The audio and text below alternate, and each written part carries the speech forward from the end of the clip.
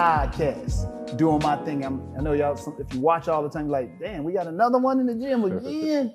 Yes, because there's another incredible brother that I met at the gym. We're in Fat Body Gym right now, but this guy, I don't know exactly if I seen you here first or in fitness where we work out at. Yeah.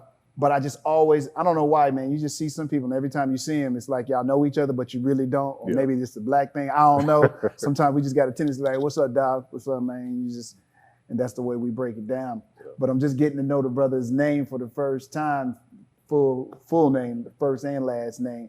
But I just thought it was extraordinary to see you working on the gym. Mm-hmm. And people make up so many excuses why they don't do anything. Yeah. You know, I can't do it because of this. I can't do it because I'm black. I can't do it because whatever the situation may be. But if you really want to, even in having this conversation, you know, learning that you drive trucks, I'm asking you how you still manage to still work out at the gym. You make it happen. There's no excuses. What this one is all about today, y'all. Yeah. We're gonna learn about Peter Walker, but we also learning there's no excuses in life. You just got to wake up in the morning and go, this is what I'm going to do, and this is my plan. And I don't even know if the brother got a plan or not, but we're going to find out. So real quick, y'all, this is a good brother by the name of Peter Walker. Met him at the gym. He does his thing. And this is just to find out about you, man, because so often in life, things can happen to us, and we ain't motivated anymore. So I want to find out a little bit about you and why you continue to do what you do, why you still so motivated. I know you got your own business driving trucks and the whole nine, but let's find out about Peter Walker. I do understand. It seems like you are either from Houston or surrounding area. Yeah. All right, well, like. And you don't have to look at the camera. All right. Oh man, like I'm shy. I'm shy. I don't do this. First interview ever. But yeah, my name is Peter or whatever, Peter Walker. Born and raised in Houston. Grew up in Missouri City, Texas. Been living there pretty much all my life or whatever. Mm-hmm. To you, that's the story. Well, let's go back. I'm gonna just jump right into it. Tell me what happened that you don't no longer have your leg. What circumstances happened and what keeps you going? Because you just always positive, smiling. You do what you do. And again, I really admire people like that because some of us, we don't have anything, no true things wrong with us, and we come up with these excuses as to why we don't exceed with whatever we do. All right. Well, I had a motorcycle wreck, November 25th, 2017, off of West Park Toll Road. Me and two other guys was, riding or whatever, and from my understanding, the back of my tire was clipped by another, biker. Wow. And went down. I think last time I looked at my speed gauge or whatever, I was doing like 130. Ooh. And so really, we lucky to be having this conversation with you. What you trying to say? Wow. Could have went a whole different. Could have went left real Absolutely. Quick. Lost a lot of blood and all that. So, but so that's how lost my leg or whatever. Took me down to Bentub and woke up the next morning with my leg gone. Wow, just like that. Yeah, there was no conversation. They just no. When I was laid up on the freeway waiting on the ambulance to get there, I was kind of going in and out, and this one guy, I don't even know his name, a Nigerian cat, he came there holding my hand or whatever, and I was hearing people around saying, "Oh, they ain't gonna be able to save his leg and all this stuff right here." So wow. I already had it in my mind. My leg is gone, So like I said, when I woke up, all I remember is, getting inside the ambulance and everything else. I woke up the next morning and my leg was gone. So can I ask, what was the emotional toll that took on you? Because you seem so cavalier as you explained it to me right now, like going in and out. You heard the conversation and you're in your mind, you're like, all right, well, I guess that's like you're just making it sound so like this is like an everyday occurrence, but it's not really an everyday occurrence. This is, a lot of people that can send them into shock, and just the shock of hearing that, that part of your body is gone, they may not make it. Yeah.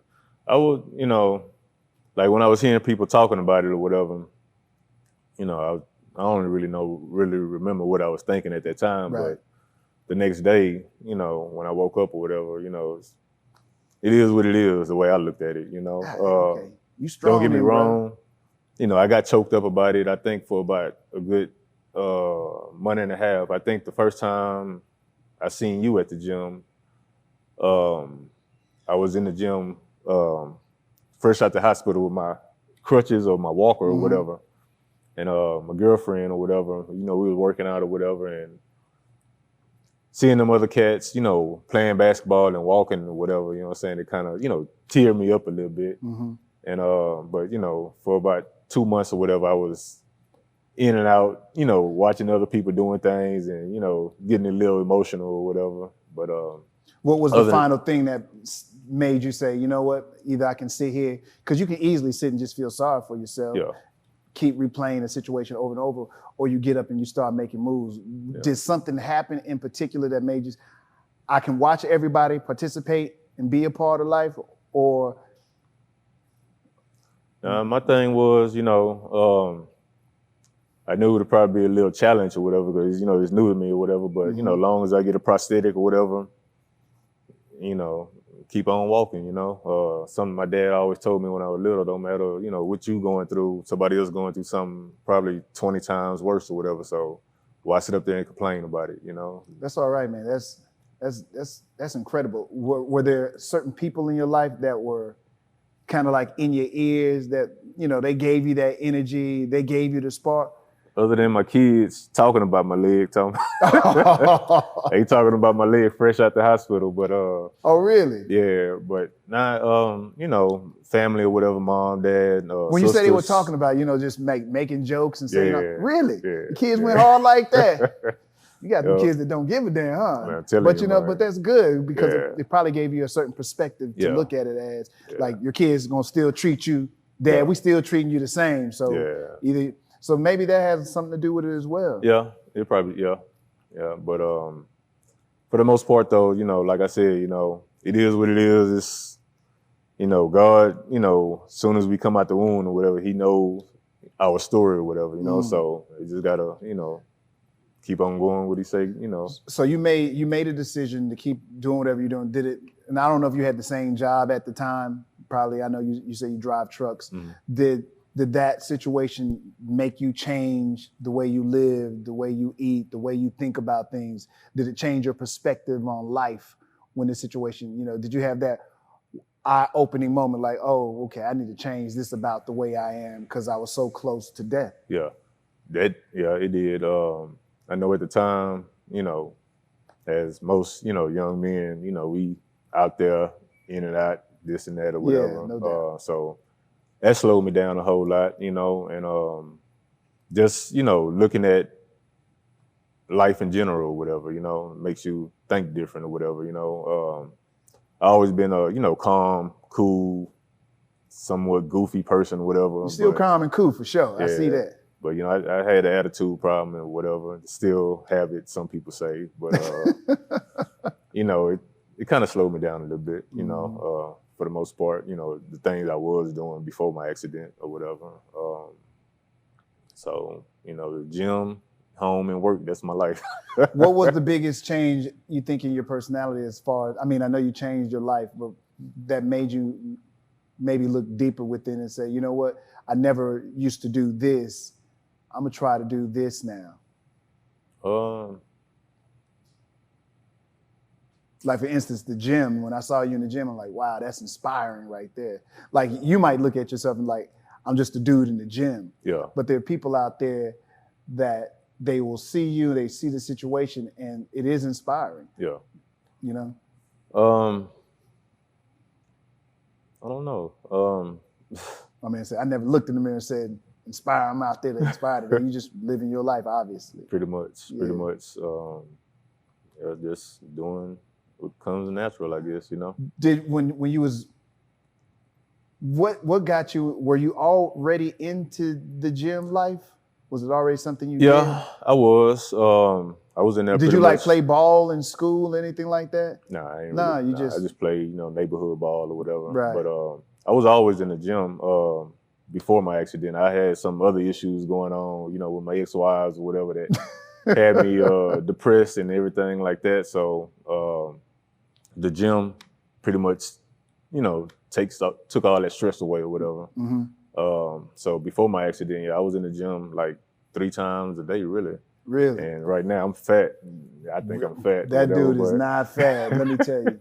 I've seen him bigger. Trust me, he's not fat. This guy is very slim. Definitely, you can tell this is a guy that works out. So I don't know what he's talking about. Yeah, but back then I was a whole lot, you know, more slimmer and more cut up or whatever, you know, before my accident. So yeah, I was always in the gym, you know, working out or whatever. And after the hospital, I still got to get it in. You know? See, and I guess for you, it's your life, it's the way you live. Like, well, I guess I'm still go to the gym. I mean, but there's still a process. Yeah. Like the audacity to say I'm gonna still go to the gym. I'm not gonna stop doing what I usually do. There's still audacity in that. Nah, it's for you, it's like I'm just living my life and I'm just moving on. Yeah, I was kind of I ain't gonna say embarrassed or whatever though, but you know, I know people gonna be looking and staring and crap like that. And at the time, like I said, 2 weeks after the hospital, I was back in the gym. I was, you know, all bandaged up and on crutches and, you know, hopping around to this machine, to that machine if I didn't want to use my crutches or whatever. But old age just hit me. I forgot what I was about to say. You're in trouble now. God dog. Well, I'll tell you, when I saw you, I was not shocked by it. Yeah. I literally, and I think when people see people in certain conditions, maybe because of the work that I have, I see all kinds of stuff. I hear all kinds of stories. So maybe I'm just different like that. But when I saw it, I'm like, damn, if I don't come to the gym tomorrow, I'm a bitch. Yeah. That's literally what I say. There's no excuses in life a lot of times. And I keep saying that over and over because I just think it's the truth. You at any point could have used your accident as an excuse as to, I ain't doing it no more, give up, but you didn't. And I think there's something encouraging about that as a human being. And you so laid back and cavalier, it's like, I get it, that's just your personality. But the whole world does not have your personality. There's a lot of people, they just can't get up and do it. So I'm just trying to get into the mind of the person that has the strength to do it. What got them there, you know? Was it family? Was it friends? Was it this? Was it that? You like, hey man, it is what it is. Guess I'm going to the gym. And I know it's not that laid back for you. There was a lot of thought. There was a lot of pain in the process. But I'm just appreciative of just seeing somebody that's able to fight through that and figure out their story. Yeah, like I said, you know, I have kids too, so you know they looking at me as well. You know, if dad is giving up, you know, I might give up. How old are your kids? My son, he's 12, and my daughter 20. Okay. Yeah. Okay. They both, you know, in Dallas. One of them go to UNT. The other one is 7th grade. All right. Yeah. So. And that and how did they handle when they first heard this? How did they? I know you said there was a lot of jokes going on. Yeah. Well, actually, my daughter, the same night, the same day, I got off of work, picked her up on my bike, and we hit the stairs over at a high tower. She was wanting to go to I forgot what concert it was, and I was telling her, no, you don't need to go and all this stuff right here. So she went up, you know, ended up going to the concert, and lo and behold, you know, I had my wreck or whatever. So I threw a little joke in there, like, you know, I got you out that concert. You had to come to the hospital. But so y'all got a good relationship. That's good, man. Y'all can joke about that. Yeah, that's good. But you know, after that, you know, on the cell phone or whatever, you know, you track people or whatever. She act like she my mama or whatever. She, you know, where you at, what my you location. doing. Yeah. But she kind of, since she been going to school now or whatever, you know, college, she kind of slowed up with the tracking daddy. Okay, I got she got her own thing. Yeah. Well, as far as the bikes go, do you still feel the same about bikes now? Like, do you still ride or? Nah, I don't ride them. I miss it. You know, that was my weekend vehicle. I sold. And can you still ride? I can still ride or whatever. I've seen, you know, other people with prosthetics or whatever, you know, they still, you know, on bikes or whatever. But the way I look at it, you know, I could have been dead that night, so I ain't finna mess it up again. You know, on no bike. So the bike life is over. Yeah, so I bought I ride bikes still, but 10 speeds. Yeah. I'm on that J Mac deal. I mean, So all right, bikes, not motorbikes. Okay, I got you. All right. So I do that as well, like on Mondays and Wednesdays or whatever. We a group of us meet up by the Turkey Leg Hut area, and we probably do about 20 or 30 miles around Houston or whatever. Okay. You super active. Yeah. See, I don't even know about this part of your life. You riding bikes. You more active than me, bro. I come to the gym and go back home, and that's it, man. You got me feeling bad. Mac trying to get me on this bike kick, man. I just I ain't did it yet, man. They got these little small things on your booty and everything. I ain't ready for that life. It take a lot. But he's hardcore. I can tell you hardcore about it too. Maybe at some point I get there. Yeah. Let me ask you this: how hard was it? Because there's a process that you got to go through to get the prosthetic for the leg. Tell me what the triumphs or the difficulties were in figuring out that whole. As far as just making it, period, or making it, getting comfortable with it, because there's a whole lifestyle now that you have to live where you got to relearn to walk. Yeah. Step, move. You say you out there riding bike. There's a whole how to put it on. What was that process? It wasn't. I guess it was a little. Well, it took me 2 weeks once they made the mold and fitted me for the prosthetic or whatever. Once I got it back in or whatever, it took me like 2 weeks to actually walk or whatever. I was going to therapy, physical therapy or whatever. Trying to get my leg back strong. I lost all muscle mass or whatever in my leg. So once I got my prosthetic, like I said, it took me 2 weeks to walk, and it was all pretty much a mind thing or whatever. Have to trust, your prosthetic now. And is it easy to do that? Because like you say, you got your mind.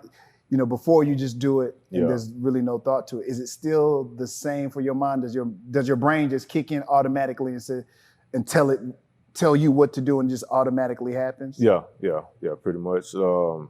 Like even sometime when I don't even have my leg on or whatever, getting out of bed or whatever, I'm thinking my leg there, and I go to step on it, and my leg ain't there, I'm falling over. Oh.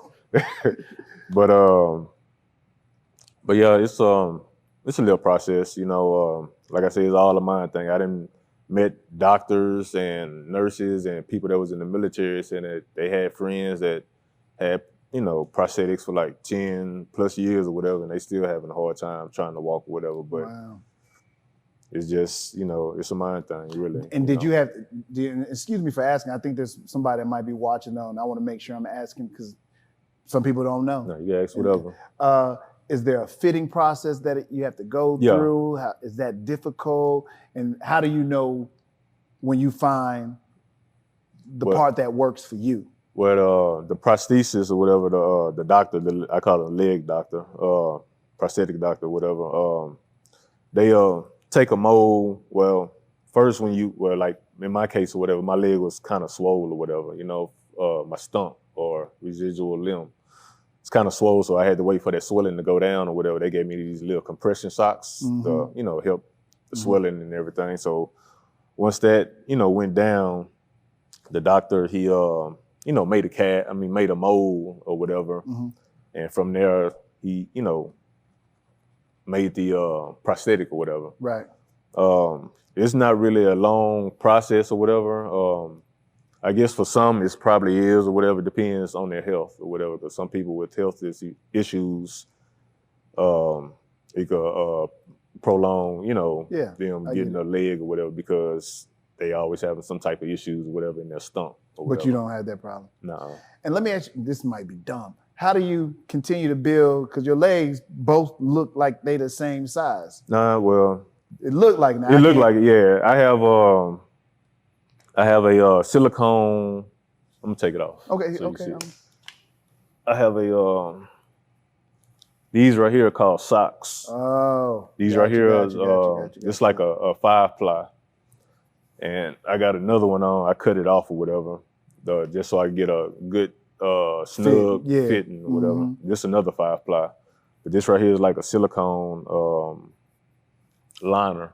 So there's nothing you can do to build muscle Nah. in that? Well, you could build muscle in it. Like I was talking to my doctor the other day or whatever, and he was like, I was asking him about that or whatever, because I still don't really have no muscle in my quad or my hamstring or whatever. Okay. And I thought you did, because you know, at the gym, you know what I'm saying? But I want to build pretty much my hip muscle or whatever, keep that up, but I don't what do really they want say to. you can do to do that? There's certain exercises you can do and you can build it though? Yeah. Okay. Squats and, the little. You're right. I didn't, because you got the legs, so you can do the squats and stuff like that. Okay. So I try not to build it up too much, or don't really want to build it up too much, because I don't want this to get bigger. Then you have to get another one of those. You have to get refitted. Yeah, and the focus is to get this, small as possible for me or whatever, Is there a reason behind that? It's just, I don't want nothing all big and bulky like this, Gotcha. All right. Yeah. Wow. Okay. Yep. I appreciate that, man. Like I said, I know that there may be people, when they see it, it could throw them a little bit, but it just didn't. When I saw you in the gym, I'm like, God dang, man. There's no excuses for people out here. No excuses, man. I know you don't see yourself as inspiring. I can just tell it's just not your thing. You just do what you do. Have you ever thought that there are people out there, though, that would follow you to see your growth and what you're doing and how you do it? Because there's still, believe it or not, there's people out there that's going through a particular struggle, like yourself, that need stories to be told about this and that they can survive. Because the truth of the matter is some people just give up in life. Yeah. I got a couple of friends, they didn't tell me that, before, whatever, that, I'm an inspiration to them, and, they didn't went through something, probably not like this right here, but something else or whatever. Then they, look at me or whatever on Instagram or Facebook or whatever, and they get the, kicking themselves like, hey, why I'm tripping, Right. He out here doing it. Why can't I? Let's, go get it, I'm mad right now because I ain't got no bike, and my boy Mac been trying to get me right now. I'm like, this dude, he in the gym. And you working, you got your own business on the side as well. And none of that stuff, this has not stopped you from doing any of those things. How long were you down and out of commission before you got back active? Far as what, working or working in the gym? Because it seemed like, because of your personality, it seemed like, oh, this happened, and then 2 weeks later, you was right back at it again. Yeah. But I know that's not really what happened. Well, with the leg, far as working out, that's pretty much what it was, whatever. Like I said, after I got out the hospital, I was back in the gym, no prosthetic or nothing like that. Like a matter of weeks? Yeah. Really? Yeah. Like they got the leg for you and everything that fast? No. This right here came. Oh, so you was going to the gym, you didn't even have. Okay, This right here came probably 3 months after my accident. But you had already been to the gym. Yeah. You living life. Yeah. Wow. They told me not to drive. I'm driving with my left leg. Got to make it work, because I don't need no chauffeur. Wow. But so I was back in the gym pretty much, like ain't nothing happened or whatever. Far as work concerned, I was out of work for like, I guess about a good 2 years straight, somewhere around now. And that was a whole headache in itself or whatever. I had to get recertified, to drive trucks. I had to take the tests all over. I had to go here and go there and rent this and rent that. But you did, and you're back driving again. Yeah. Wow. So a lot of unnecessary money and time that I, wasted trying, just to get back to work. And I'm like, ain't nothing changed. I can still, drive or whatever. But state of Texas, they be on some stuff, but it is what it is. But it took me about, like I said, 2 years or whatever, just to, start working again. But being active was almost immediately. Yeah. Just working in the field that you chose. That took a little maneuvering, if you will. Yeah. The only thing I have a little trouble with right now, as far as my leg or whatever, is running. I don't run like I want to or whatever. Absolutely. That's one reason why I started riding bikes as well. But that's about the only downfall. As far as having a prosthetic, everything else is pretty much, ain't nothing changed. what would you tell somebody that they get in a situation like this and it would be so easy for them to just let it all go? What would you tell that person to inspire them, to get them moving, to get them motivated? What were the things that you heard in your ear that kept you moving? So, you still breathing, you know?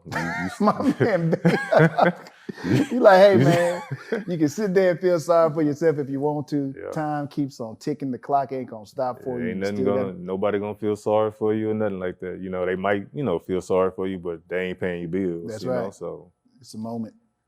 You gotta go on, suck it up, cry, do what you do. But after you finish crying, you gotta keep on pushing, So I'm gonna end it like right there. You got to keep on pushing, man.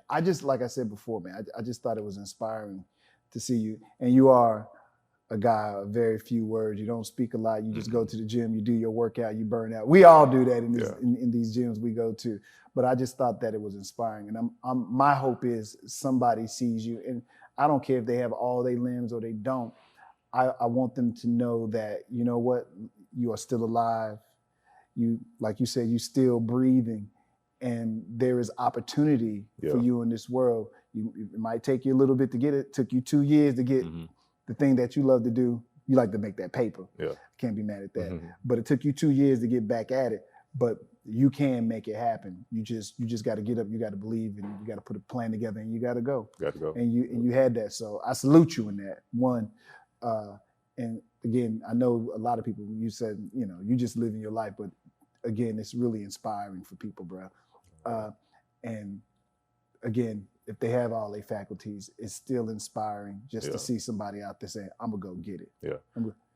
What's because you said you're on the gram. I didn't know you was on the gram making movies and everything. Because my boy Jay told me you was out there showing people your sexy body. I know that ain't my thing, but people out there they want to follow you and people want to encourage you in life and people get inspired by other people, man. Where can they follow you at? Instagram is P.DTHA amputee. Okay. You putting it out there. You like, I'm not going to be ashamed of it. Yeah. I dig it. So, Anything we left out, anything that you can say, any words of encouragement, whatever, man. All I can say, hey, like I said earlier, as long as you waking up in the morning, you should have air in your lungs. You ain't got nothing to complain about. Just get out there and do, whatever. Might not, happen the next day, like a lot of us want it to happen the next day, but just have to, I guess, trust the process, and just keep on going with it, Peter Walker, appreciate you, brother. Thank you so much. Yes, sir. Thank you.